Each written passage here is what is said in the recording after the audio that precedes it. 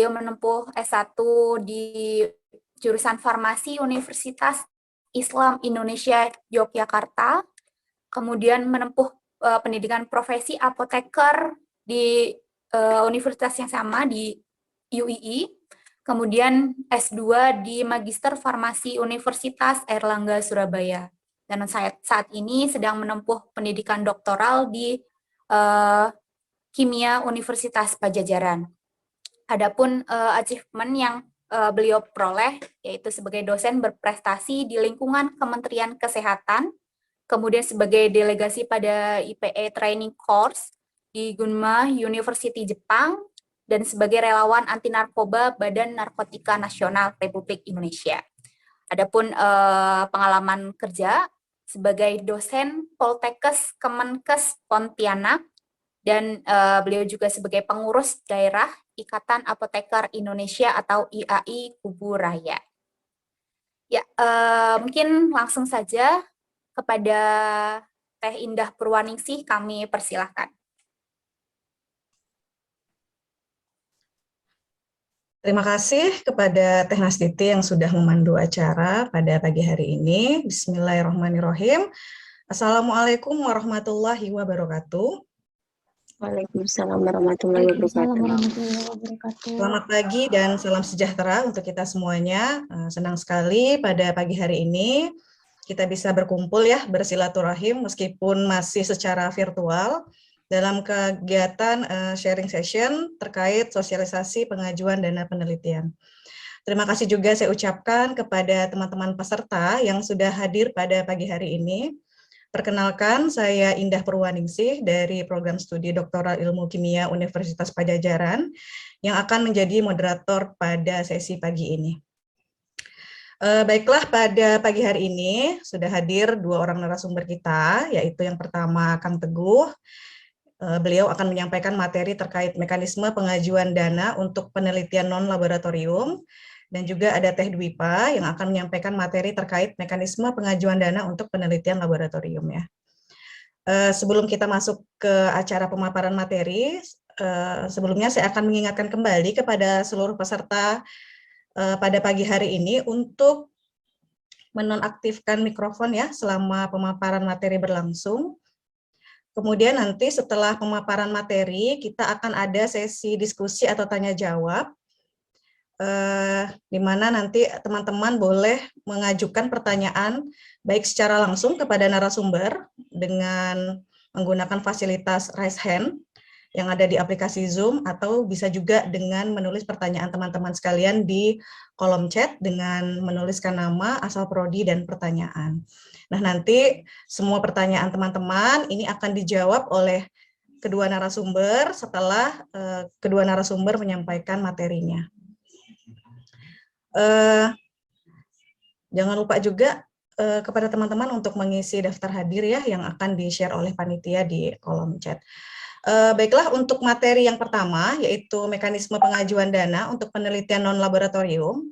Ini akan disampaikan oleh Kang Teguh, tapi sebelumnya saya akan membacakan terlebih dahulu kurikulum vitae dari beliau.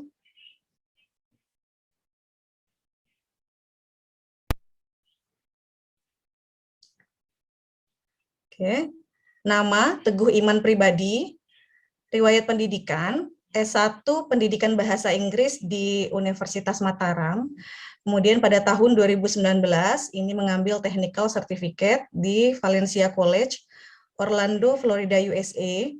Dan saat ini beliau sedang menempuh studi magister pada program studi pariwisata berkelanjutan di Universitas Pajajaran. Untuk pengalaman kerja, dari bulan Juli 2018 sampai Mei 2019 sebagai partisipan di Community College Initiative Program yang dibiayai penuh oleh US Department of State selama 1 tahun. Kemudian pada bulan Februari 2019 sampai April 2019 ini bekerja sebagai tour organizer at AEA Explorer Orlando, Florida. Wah, keren banget nih Kang Teguh. Kemudian pengalaman organisasi, nah beliau ini pernah menjadi Head of LPDP Scholarship Awardee di Universitas Pajajaran. Baiklah, tanpa berlama-lama lagi, kita dengarkan langsung pemaparan materi yang pertama yang akan disampaikan oleh Kang Teguh. Kepada Kang Teguh dipersilahkan. Baik, terima kasih Teh Indah atas kesempatan yang diberikan. Bismillahirrahmanirrahim. Assalamualaikum warahmatullahi wabarakatuh. Ya, sebelumnya apakah suara saya Waalaikumsalam terdengar? warahmatullahi wabarakatuh. Ya, selamat pagi, salam sejahtera bagi kita semua. Swastiastu, Namo Buddhaya, salam kebajikan. Pertama, saya ingin ucapkan terima kasih kepada rekan-rekan KBA LPDP Unpad 8.0 yang sudah mengundang saya di sini untuk sharing dengan teman-teman terkait dengan pengajuan dana penelitian. Terima kasih untuk Kang Wahyu dan kawan-kawan. Ya, saya mohon izin untuk share screen ya.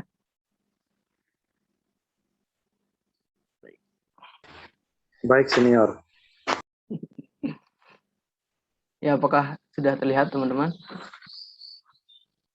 Sudah, Kang? Sudah, Kang. Sudah. Oke, jadi langsung saja saya mulai. Di pada kesempatan kali ini saya akan coba untuk berbagi ya, bukan mau menggurui teman-teman semua, cuman mau berbagi atau sharing berdasarkan pengalaman saya mengajukan dana bantuan penelitian. Baik, langsung saja. Jadi dalam presentasi kali ini saya bagi menjadi 3 pokok pembahasan. Yang pertama yaitu ketentuan-ketentuan, kemudian prosedur pengajuan, dan yang terakhir yaitu tips dan trik bagaimana caranya agar pengajuan kita itu dapat diterima oleh pihak LPDP. Baik, langsung saja saya mulai dari yang pertama yaitu ketentuan-ketentuan. Ya, jadi ada beberapa hal yang teman-teman harus ketahui terkait dengan dana bantuan penelitian ini. Jadi yang pertama definisi dari dana bantuan penelitian itu sendiri. Jadi dana bantuan penelitian itu merupakan dana yang diberikan untuk mencukupi biaya yang terjadi dalam rangka penyelesaian tesis maupun disertasi, di mana di dalamnya termasuk biaya penelitian dan atau biaya penggunaan laboratorium. Kemudian dana bantuan penelitian ini dibayarkan hanya 1 kali selama masa studi sesuai dengan proposal dan RAB yang disetujui oleh LPDP. Nah, bagaimana RAB-nya nanti setelah ini akan saya jelaskan lagi. Kemudian bagi penerima beasiswa yang masa studinya kurang dari 12 bulan, kurang atau sama dengan 12 bulan, itu tidak diperkenankan mengajukan dana bantuan penelitian, baik itu tesis maupun disertasi. Kemudian bagi teman-teman yang ingin melakukan pengambilan data di luar negara studi, itu diperkenankan dengan batas maksimal 12 bulan. Ya. Selanjutnya, nah ini penting ya teman-teman untuk kita perhatikan terkait dengan dana bantuan penelitian ini. Memang ada beberapa perbedaan terkait dengan biaya maksimal yang kita peroleh. Yang pertama tentunya penerima beasiswa dalam negeri dengan penerima beasiswa luar negeri itu jumlahnya sudah pasti berbeda. Kemudian terkait dengan jenjang magister dengan jenjang doktoral itu jumlahnya juga berbeda. Nah, kemudian di masing-masing jenjang itu juga dibagi 2, ada yang penelitian laboratorium dan penelitian non-laboratorium. Nah, sekarang bagian saya ini yang terkait dengan non-laboratorium. Nah, jadi kita fokus saja, bisa dilihat di yang bold ya. Jadi untuk jenjang magister yang untuk dalam negeri itu jumlahnya 15 juta. Kemudian yang untuk jenjang doktoral itu biaya maksimum yang kita peroleh adalah 60 juta. Jadi biaya maksimal ini bukan istilahnya kita diberikan langsung 15 juta, bukan kita diberikan langsung 60 juta, tapi nanti ini dibagi lagi menjadi 4 komponen, yang mana dalam setiap komponen itu juga ada persentasenya. Nah, komponen apa saja itu? Ya, bisa dilihat di sini teman-teman. Jadi komponen biaya penelitian itu dibagi menjadi 4 komponen. Komponen yang pertama, bahan atau material habis pakai. Contoh-contohnya bisa dilihat di tabel ya, ada ATK, bahan kimia, pupuk, dan lain-lain. Kemudian komponen yang kedua ada penggandaan. Komponen ketiga honor uji dan sewa alat, dan komponen keempat yaitu biaya lain-lain seperti transportasi, akomodasi, software, dan ethical clearance.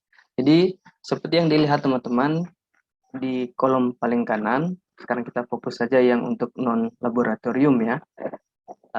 Saya kasih contoh misalnya untuk magister ya. Jadi di sini bisa dilihat bahwa untuk jenjang magister biaya maksimal yang kita peroleh itu adalah 15 juta. Nah, untuk komponen yang pertama di sini dapat teman-teman lihat bahwa persentasenya itu adalah 30%. Artinya untuk komponen yang pertama ini 30% dari biaya maksimal yang kita peroleh. Kalau 15 juta berarti 4,5 juta ya. Jadi untuk komponen pertama itu tidak boleh lebih dari 4,5 juta. Begitu juga dengan komponen yang kedua untuk penggandaan. Itu alokasinya 30% dari biaya maksimal yang kita peroleh. Berarti jumlahnya sama juga 4,5 juta. Nah, kemudian untuk yang komponen ketiga itu 20% dari biaya maksimal yang kita peroleh. Itu berarti 3 juta. Dan lain-lain juga sama 3 juta. Sehingga kalau kita jumlahkan itu akan totalnya menjadi 15 juta. Jadi sepandai apa istilahnya ya, pintar-pintarnya teman-teman untuk mengatur sesuai dengan kebutuhan teman-teman. Jangan hanya misalnya alokasi untuk komponen satu itu ATK saja, sehingga untuk konsumsi itu tidak dicadangkan gitu. Jadi disesuaikan sesuai dengan kebutuhan masing-masing. Nah, kemudian untuk konsumsi ini ada, saya sempat ikut sosialisasi juga ya. Jadi konsumsi itu hanya diberikan untuk FGD. Nah, untuk teman-teman yang melakukan pengambilan data dengan cara in-depth interview, itu tidak ada anggarannya. Jadi untuk biaya konsumsi itu hanya diberikan ketika kita FGD. Dan jumlah maksimal untuk masing-masing peserta FGD itu adalah Rp50.000. Ya, jadi tidak boleh lebih dari 50.000. Ada beberapa teman yang mengajukan 75.000 itu ditolak oleh LPDP karena maksimal untuk untuk satu informan dalam FGD itu adalah Rp50.000. Ya, jadi seperti itu teman-teman, nanti kalau ada pertanyaan bisa disampaikan di sesi tanya jawab ya.